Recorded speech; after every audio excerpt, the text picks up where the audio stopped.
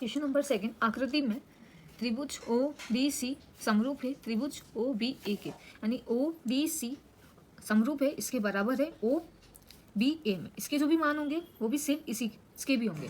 हमें दे रखा है कोण बी ओ सी, यानी बी ओ सी, यहाँ पर ओ का मान कितना दे रखा है, कोण ओ का 125, और कोण सी डी ओ यानी कोण डी का मान हमें कितना दे रखा है 70 डिग्री। तो हमें ये निकालना है कोण डी ओ सी, कोण डी सी ओ, डी ओ सी यानी ये वाला कोण, कोण डी सी ओ ये वाला कोण, और कोण ओ ए बी ये वाला कोण, तीनों मान निकालना है। सबसे पहले हम जानते हैं कि बी डी एक सरल रेखा है, सरल रेखा का मान होता है 180।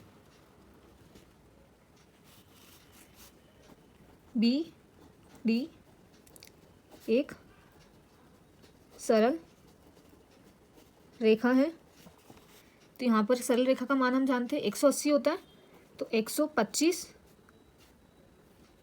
प्लस कोण लिख देते हैं अपन, कोण बी ओ सी प्लस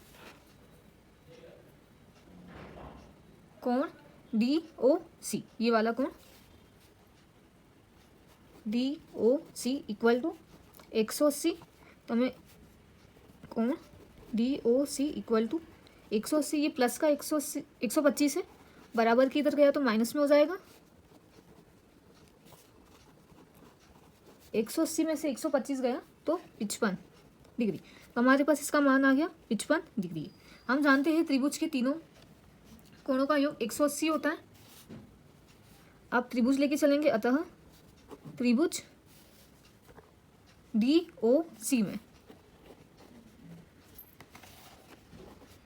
कोण डी प्लस कोण ओ प्लस कोण सी इक्वल टू 180 डिग्री। कोण डी का मान है 70 प्लस कोण ओ का मान है 55 डिग्री प्लस कोण सी का मान हमें निकालना है इक्वल टू 180 डिग्री।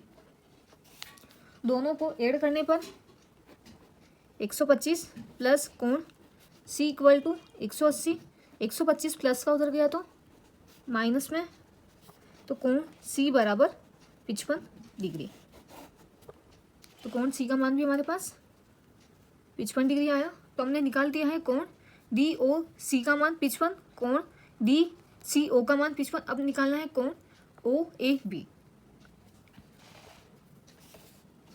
कोण ओ ए बी का मान। यहाँ पर हमें त्रिभुज समरूप दिए हुए हैं, दोनों त्रिभुज समरूप है तो इनके मान भी बराबर होंगे, तो अतः एक एकांतर कोण भी बन रहा है, जेड बन रहा है। यहाँ से अपन देखते तो कोण सी बराबर होगा कोण ए के, कोण ओ ए बी बराबर होगा कोण डी सी ओ के। किस वजह से, एकांतर कोण।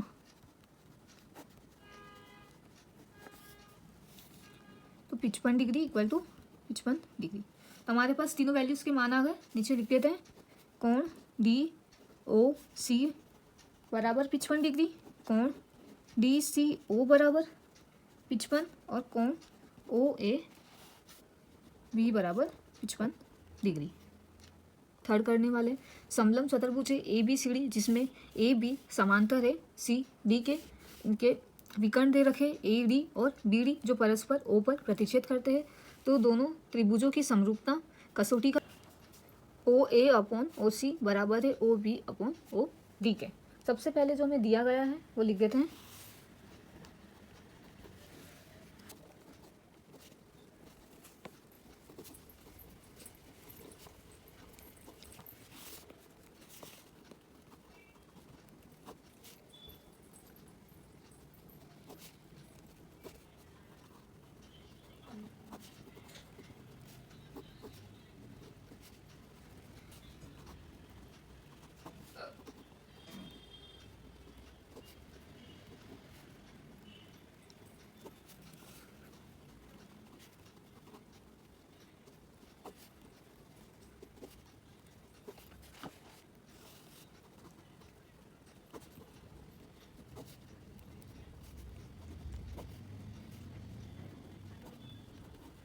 हमें जो भी दिया गया हम क्वेश्चन से ही लिखते हैं। समलंब चतुर्भुज है ए बी सी डी, तो यहाँ पर लिखा है ए बी समांतर है डी सी के, तो ए बी समांतर है डी सी के, विकर्ण दे रखे हैं तो परस्पर ओ पर प्रतिच्छेद करते हैं, तो विकर्ण ए सी तथा बी डी परस्पर ओ पर प्रतिच्छेद करते हैं और सिद्ध करना है जो दिया गया है। हम जानते हैं कि ए बी समांतर है सी डी के दिया गया है, तो अतः ये त्रिभुज लेने पर ए ओ बी अतः सी ओ डी में हम एकांतर कोण बन रहा है ए बी, और यहाँ से देखेंगे तो डी सी ओ, क्योंकि एकांतर कोण ऐसे बन रहा है तो ये कोण और ये कोण आपस में बराबर हो जाएंगे, तो कोण ए बी ओ बराबर होगा कोण यहाँ से डी ओ सी, सॉरी सी कोण बीच में आना चाहिए, तो डी सी ओ किस वजह से, एकांतर कोण की वजह से।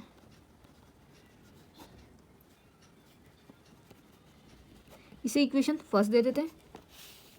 इसी तरह कोण अगर लेके चले तो ये भी एकांतर कोण की वजह से सेम होंगे, तो ये कोण और ये कोण आपस में बराबर होंगे, तो कोण बी ए ओ बराबर होगा कोण सी डी ओ के,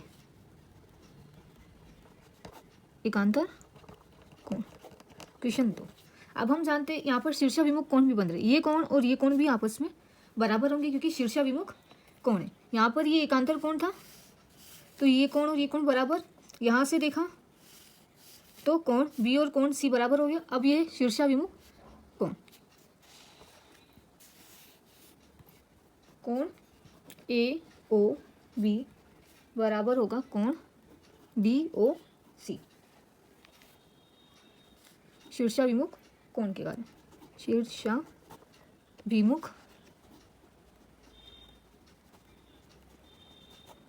तीनों कोण आपस में बराबर है, तो हम जानते हैं ए नियम से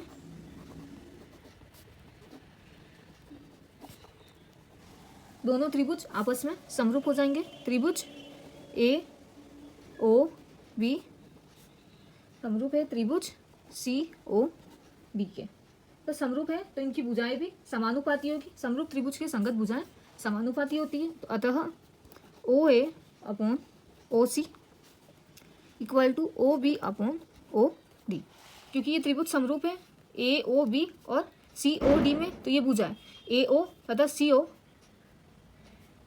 और बी ओ और डी ओ, तो लिखने पर अतः समरूप त्रिभुज की